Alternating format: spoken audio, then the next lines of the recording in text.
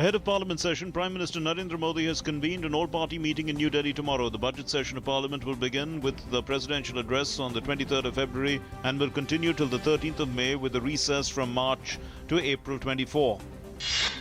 Union Minister for Urban Development Venkaiah Naidu announced the results of the Swachh Sarvekshan 2016 ranking of 73 cities surveyed for sanitation and hygiene conditions as part of the Swachh Bharat mission. Karnataka's Mysuru emerged as the cleanest city in the country. 15 cities from across the country were felicitated by the central government for their good work in different areas of sanitation. BJP today condemned anti-national slogans that were raised a few days back in JNU campus. BJP President Amit Shah said that the anti-national protests will not be tolerated in the country. BJP chief also asked Congress to clarify its stand on the issue. Earlier, Parliamentary Affairs Minister Venkaiah Naidu condemned the JNU event and said law has to be allowed to take its own course. JNU-SU President Kanhaiya Kumar, who was arrested in a sedition case, has been remanded to 2 days police custody. Delhi Police Commissioner B.S. Basi today said there was clear evidence that the JNU Students' Union President Kanhaiya Kumar was raising anti-national slogans along with his speech. Meanwhile, JNU has set up a high-level inquiry committee into anti-India demonstrations. The central government will adopt a systematic approach for the expansion of existing radio stations and installations of new ones. Union Information and Broadcasting Minister Rajavardhan Rathore said during 2016-17 All India Radio will launch 100 FM channels in remote areas where private companies do not want to go. Home Minister Rajnath Singh chaired a meeting of a high-level committee in New Delhi today for central assistance to states affected by drought.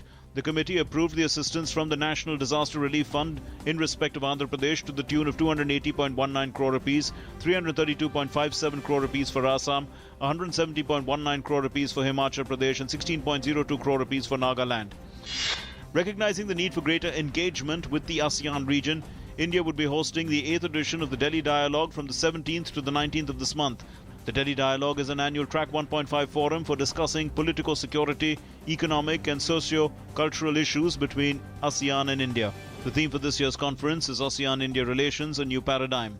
This was announced by Ministry of External Affairs official Anil Wadhwa. Government unveiled the National Capital Goods Policy, addressing a seminar on the subject of capital goods and engineering. Realizing the Make in India vision in Mumbai today, Union Minister for Heavy Industries and Public Enterprises Anant Ganga Ram Geethe said that realizing the strategic importance of capital goods, government has now come out with this policy. The aim of the policy is to create game-changing strategies for the capital goods sector. The world's oldest active aircraft carrier, the INS Virat, which is on its final journey, docked at coastal Chennai port today, where it is due to be decommissioned later this year. The Centaur-class ship made port calls at Paradeep Port in Odisha and Kakinada Port in Andhra Pradesh before reaching Chennai. It will leave the port and head to western Mumbai Port to complete her journey. Supreme Court today rejected a PIL seeking Leader of Opposition status for the Congress party in the Lok Sabha. The Lok Sabha has no LOP as the Congress, with 44 seats, the second largest group after the BJP's 282, fell short of the minimum strength of 55 required to stake claim for the post.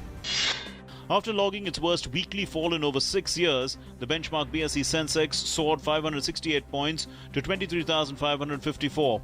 This is the BSE's biggest single-day gain in more than a year, as recently battered banking stocks perked up, along with sharp recovery in Asian markets. The index had risen by 728.73 points on January 15, 2015. Former Israeli Prime Minister Ehud Olmert arrived at a prison in the Israeli city of Ramleh to begin a 19-month sentence on corruption. Olmert is the first former head of government in Israel to go to prison. During his premiership from 2006 to 2009, he was internationally credited with working towards a peace accord with the Palestinians until graft scandals forced him to step down. At least 14 civilians were killed when missiles hit a children's hospital, a school and other locations in the rebel-held Syrian town of Azaz near the Turkish border today. Hospital sources said at least 5 missiles hit the hospital in the town centre and a nearby school, where refugees fleeing the major Syrian army offensive were sheltering. Another refugee shelter south of the town was also hit by bombs dropped by jets believed to be Russian. The former executive director of Russia's anti-doping agency, Nikita Kamayev, has died 2 months after resigning his post. According to a report, Kamayev's death had presumably been caused by a heart attack. Russia was suspended from international athletics last November after a special commission of the World Anti-Doping Agency exposed widespread state-sponsored cheating and corruption. India continued its dominance of the 12th South Asian Games in Guwahati. Indian shooters bagged 4 gold, 1 silver and 2 bronze medals to finish the games with a total of 45 medals, 25 gold, 10 silver and 10 bronze. India swept the men's boxing events of the 12th South Asian Games by winning 7 gold medals. So far, Indian players have bagged a total of 181 gold medals and 81 silvers. India is followed by Sri Lanka, which has so far bagged 25 gold medals.